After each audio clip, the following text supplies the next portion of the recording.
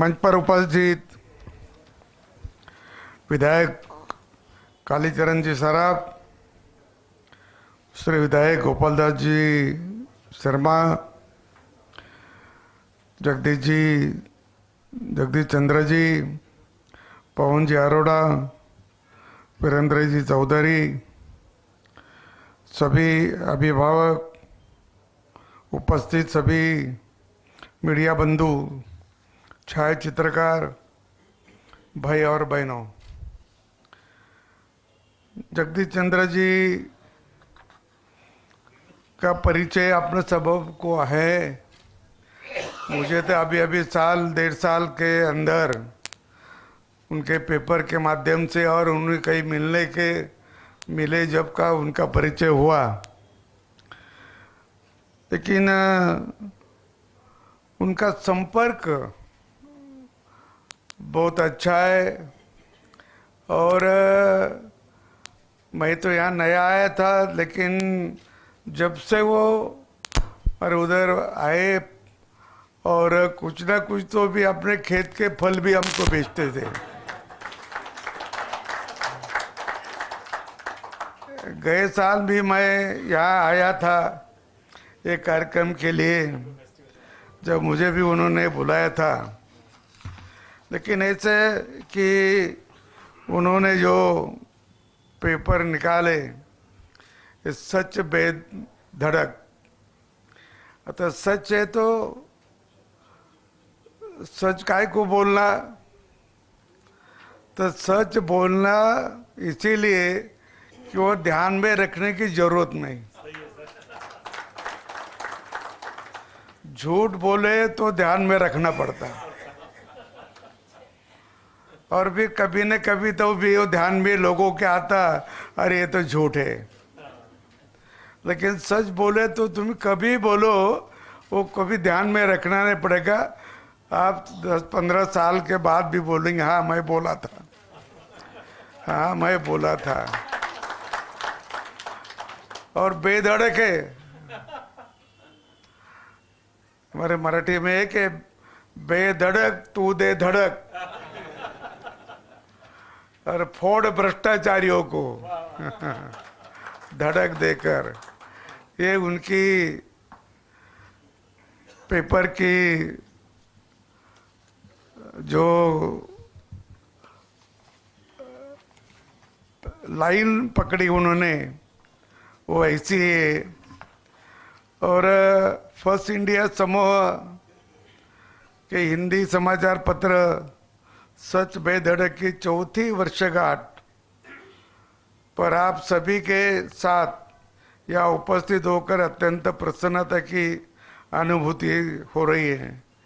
केवल 4 साल में इतना यश मिलना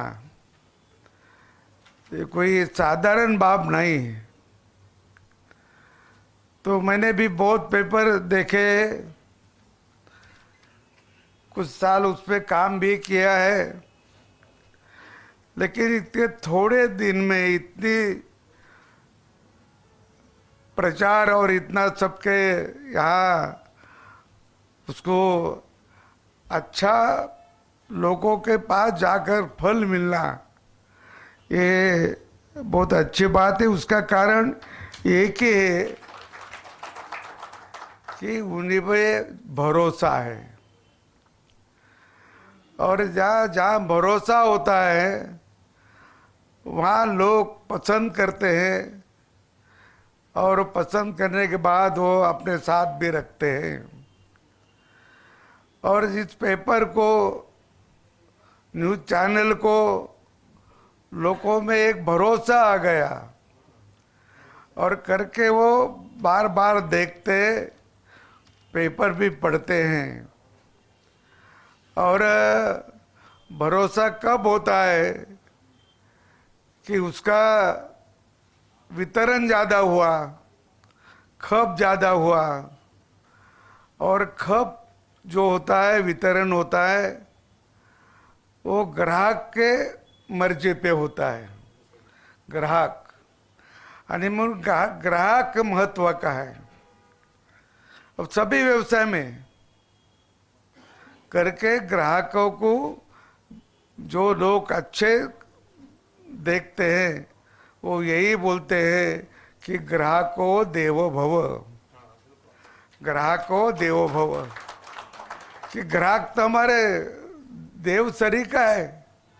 क्यों सभी व्यवसाय ग्राहकों के पर ही अवलंबन है। और जिन उद्योग ने जिस व्यवसाय में ग्राहकों का मन जीता वो व्यवसाय कभी कम नहीं होने वाला, वो बढ़ते रहेगा बढ़ते रहेगा। और एक बात है उसमें कि व्यवसाय में जो इतना क्वालिटी तो होती है, और क्वालिटी तो कोई ऐसा नहीं बोलता कि मेरी क्वालिटी खराब है, सभी बोलते हैं अपनी अपनी क्वालिटी तो अच्छी है। लेकिन वो ग्राहक के पसंद होना और बार बार ग्राहक उससे देखना पढ़ना, और यहाँ एक सेवा भाव भी होता है व्यवसाय में, सेवा भाव। और जिसके मन में सेवा भाव है वो व्यवसाय भी कभी बंद नहीं होता, चलते रहता। तो पवन जी हो, नरेश चंद्रा जी हो, जगदीश जी, ये सब सेवा भाव वृत्ति से काम करते हैं। और यही सेवा भाव वृत्ति जो होती है वही अपने व्यवसाय को गति देती है। बोले इस सेवा भाव का भी एक महत्व है। और मैं आप सभी को बधाई और शुभकामनाएं देता हूं। मुझे बताया गया है कि 27 सितंबर 2024 को सच बेधड़क का फर्स्ट इंडिया ने अधिग्रहण किया था। इसके बाद तेजी से इस समाचार पत्र ने अपनी विशिष्ट पहचान बनाई है। मैं इसका भी पाठक हूँ, इसीलिए कह सकता हूँ कि समाचार और विचार दोनों ही दृष्टि से ये समाचार पत्र लोकतांत्रिक मूल्यों की प्रतिष्ठा करते हुए मीडिया के चौथे स्तंभ के रूप में अपनी महती भूमिका निभा रहा है।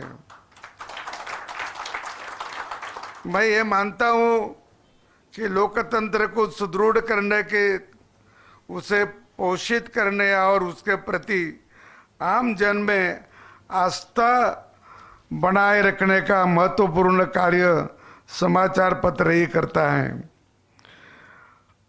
संविधान ने हमें अधिकार दिए हैं, अधिकार के साथ साथ कर्तव्य भी दिए हैं, और निर्धारित किए गए उनके प्रति जागरूक करने का कार्य भी समाचार पत्र के द्वारा ही प्रत्यक्ष और अपरोक्ष दोनों रूपों में किया जाता है। संविधान को तो अपने को अधिकार दिया है, अभिव्यक्ति स्वातंत्र्य भी दिया है। अभिव्यक्ति स्वातंत्र्य इसका अलग अलग लोगों ने अर्थ ही लिया। अभिव्यक्ति बोलेंगे हम जो बोलेंगे वो सही, हम जो कुछ भी करेंगे वो ही सही। तो ये बात तो नहीं संविधान में। तुम किसी का अपमान करो, किसी की बेइज्जती करो, किसी को गालियां दो, ये तो उसका अर्थ होता नहीं। अभी आपने जो अधिकार दिया है उसका ये अर्थ होता नहीं, लेकिन लोग कर रहे। और करते क्यों? तो उसको प्रसिद्धि भी मिलती करके। उसको प्रसिद्धि नहीं मिली तो वो बोलेंगे नहीं। लेकिन ऐसे ऐसे जो बोलने वाले हैं, करने वाले हैं, उनको कहीं न कहीं पेपर में आता है अपना नाम।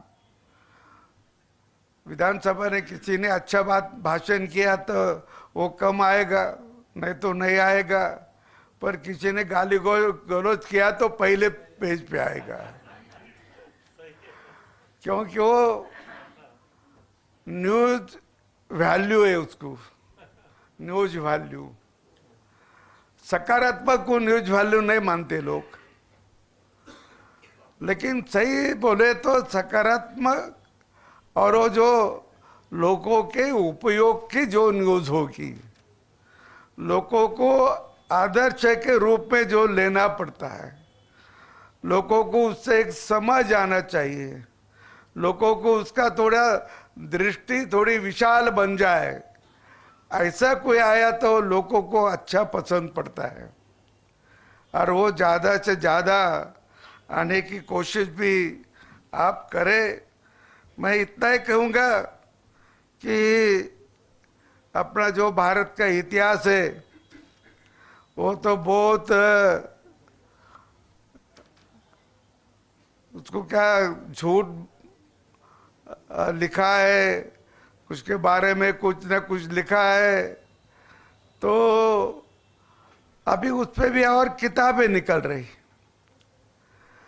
लेकिन ऐसे जिन्होंने हमारा इतिहास थोड़ा बिगड़ा हुआ है, उनके स्वार्थ के लिए, अतः हमारा इतिहास जो निकला दो मुगल काल के समय है, मुगलों के साथ जो इतिहासकार आए थे उन्होंने लिखा, वो क्या अपने बाजू में लिखेगा? अंग्रेज आए थे तो उन्होंने जो लिखा है वो उनके साथ जो लोग थे, उनके इतिहासकार थे, उन्होंने लिखा। वो क्या भारत का कौतुक करेगा? नहीं करेगा। तो ऐसा जो इतिहास लिखा है और हम सबसे वही पढ़ रहे इतने सालों से, क्योंकि हमारी नीति भी वही थी। हमारी शिक्षा नीति अंग्रेजों ने जो दी थी वही अभी तक चल रही थी करके, उन्होंने जो लोगों ने सिलेबस बनाए वही हम पढ़ते थे और पढ़ाते भी थे। इसीलिए पुराना इतिहास हमारा शक्तिशाली इतिहास है, शौर्य का इतिहास है, गर्व का इतिहास है, ये हमारे बच्चों को मालूम नहीं। क्यों पढ़ाए नहीं तो उनको क्या मालूम होगा? वो ज़्यादा से ज़्यादा टेक्स्ट बुक पढ़ाते और कभी ध्यान आए तो दूसरा कुछ पढ़ाते होंगे, पर टेक्स्ट बुक ने ये हमारा जो गौरव का इतिहास है, भारतीय परंपरा का जो इतिहास है, भारतीय सभ्यता का जो इतिहास है, भारतीय संस्कृति का जो इतिहास है, वो इतिहास हमें नहीं, हमें पढ़ा नहीं और हमसे ध्यान भी नहीं। मैं अरोड़ा से आग्रह करूंगा कि एखादा कॉलम तो इस पे आप दीजिए, भले 2 न्यूज़ नहीं आएंगी उस दिन, वो दूसरे दिन आए तो भी चलती, महत्व के हो तो बहुत से न्यूज़ तो आप छाप भी नहीं सकते, क्योंकि इतने न्यूज़ आती, इतने न्यूज़ आजू काम बिठाओ उसमें बिठा नहीं सकते, काट छाट कर भी कुछ बिठाते तो भी सभी नहीं बिठा सकती, इतने न्यूज़ आती रहती। क्योंकि अभी तो मोबाइल पे बात होती है ना, मोबाइल पे टाइप किया, छोड़ दिया, यहाँ मिल जाता है। और पहले तो नहीं था, पहले तो पेपर से, पोस्टर से भेजना पड़ती थी, कहीं और हाथ से लेकर जाना पड़ती थी, अभी तो वो स्थिति नहीं। तो इसीलिए एखादा कॉलम की जो पुराना इतिहास हमारा सही लिखा गया नहीं, उसके बारे में जो अभी अभी लोग लिख रहे हैं, तो उसका सही जो है वो लिखा तो नए लोगों को या अपने तरुण लोगों को भी उसका मालूमात हो जाएगा, और वो भी आप ही करने की आवश्यकता भी है, वो करना गरज का भी है। और इसीलिए विधायिका, कार्यपालिका, न्यायपालिका, बाद में मीडिया को लोकतंत्र के चौथे स्तंभ के स्वीकार किया गया है, इसलिए कि इसके जरिए जनमत का निर्माण होता है, जनता के अधिकारी की रक्षा करने के साथ ही बहुत बार जनता की आवाज़ बनने का कार्य भी मीडिया कर सकता है। बहुत बार ऐसा ही होता कि एखाद्या बार जो अन्याय हुआ, अत्याचार हुआ, वो समझ में नहीं आता। जब पेपर में बात नहीं आएगी, जब सभी तरफ उसका माहौल बन जाता है, लोग भी जागरूक होते हैं, फिर रास्ते पे आते हैं, फिर उसको न्याय मिलता है। पर जब तक वो मालूम नहीं होती तब तक लोगों के पास भी उसकी मालूमात नहीं रहती। इसके लिए लोग उसके बारे में अंधेरे में रहते हैं। पत्रकारिता के जरिए जब इतना बड़ा कार्य साधा जाता है तो मीडिया की जवाबदेही भी बढ़ जाती है, और ये जवाबदेही तो अपने सपने महत्वपूर्ण है। और इसीलिए मैं ये मानता हूँ कि आजाद और जीवंत प्रेस ही लोकतंत्र की सबसे बड़ी ताकत है। राष्ट्रपिता महात्मा गांधी ने कहा था कि पत्रकार देश सेवक और लोक सेवक हैं। उसे अन्याय, अनीति, अत्याचार और पराधीनता के विरुद्ध लोक शिक्षक एवं लोक जागरण के प्रति प्रतिबद्ध होना है। उनके इस कहे में अपनी बात सम्मिलित करते हुए कहना चाहूँगा कि पत्रकारिता का अर्थ ही है जन मुद्दों को प्रति संवेदनशील रहते हुए लोकतांत्रिक मूल्यों में लोगों के आस्था बनाना रखना है। और जरूरी वही बात है। और मैं ये भी सोचता था कि अखबार में उपदेश होना और सीखने तरीका कुछ मिलना वो भी जरूरी बात है। और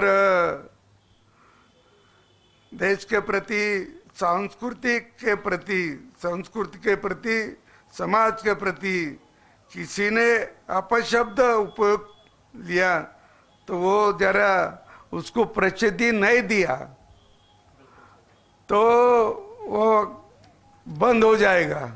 लेकिन प्रसिद्धि मिलती है और प्रसिद्धि के लिए भी लोग अपशब्द का उपयोग करते हैं। ये भी अभी ध्यान में आने की ज़रूरत है। और मुझे बहुत सारी बातें तो, परंतु समय की सीमा है। चौथी वर्षगांठ की एक बार फिर आपको बधाई और शुभकामनाएं। आपने मुझे यहाँ बुलाया, इसके लिए आभार हूँ। धन्यवाद। जय राजस्थान, जय भारत।